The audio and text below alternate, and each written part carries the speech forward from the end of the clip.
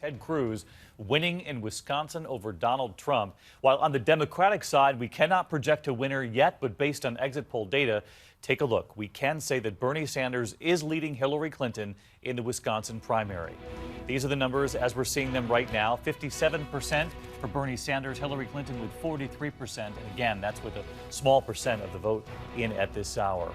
Back to the Republicans, Donald Trump, many people said he needed a win tonight to get the delegates he needs to land the nomination. He can still do so, but it gets much more difficult. The chances of a contested convention now increasing.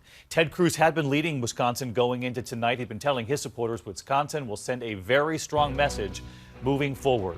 And to the exit polls we go. 43% of Republican voters said they are excited about a Trump presidency, but more than half said they would be concerned or scared about it. So we do begin tonight on the Republican side, and ABC's Tom Yamas leads us off from Wisconsin.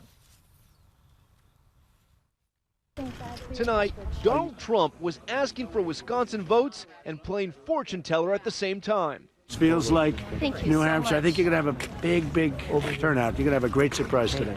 And Trump now unveiling a surprise of his own, finally disclosing how he plans to convince Mexico to pay for that wall. I will build a great wall. The wall is going to go up, and it's going to go up fast. That sucker could be 40 feet, 50. Nobody's going over it with a truck. The wall just got 10 feet higher. Build that wall.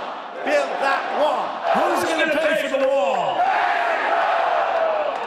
Today, the Trump campaign saying that until Mexico agrees to pay up, the Trump administration would block undocumented immigrants from sending money home to their families in Mexico, potentially crippling the Mexican economy.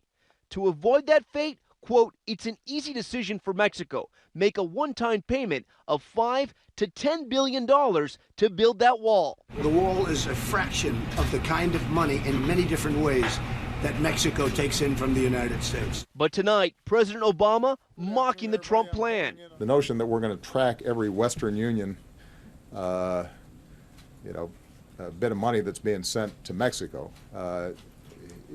good luck with that. Trump's new plan comes as he tries to regain momentum after a rough patch. With him in Wisconsin, wife Melania, taking the mic for her first prepared speech. No matter who you are, a man or a woman, he treats everyone equal. Mrs. Trump trying to help her husband with female voters after a series of mistakes, including his retweet of this unflattering image of Ted Cruz's wife. I said stay away from,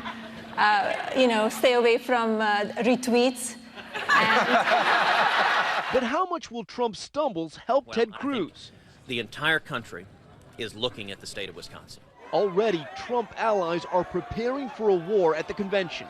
Longtime Trump confidant Roger Stone, a master of the dark arts of campaigns, now threatening delegates who may turn on Trump. We will disclose the hotels and the room numbers of those delegates who are directly involved in the steal. We urge you to visit their hotel and find them. Tom Yamas with us live from Milwaukee tonight, where Cruz supporters no doubt are celebrating this big win over Donald Trump. And Tom, you heard what Ted Cruz said there today. He said the entire country is going to be looking at Wisconsin. And bottom line, what does this mean going forward when it comes to the chances of a contested convention?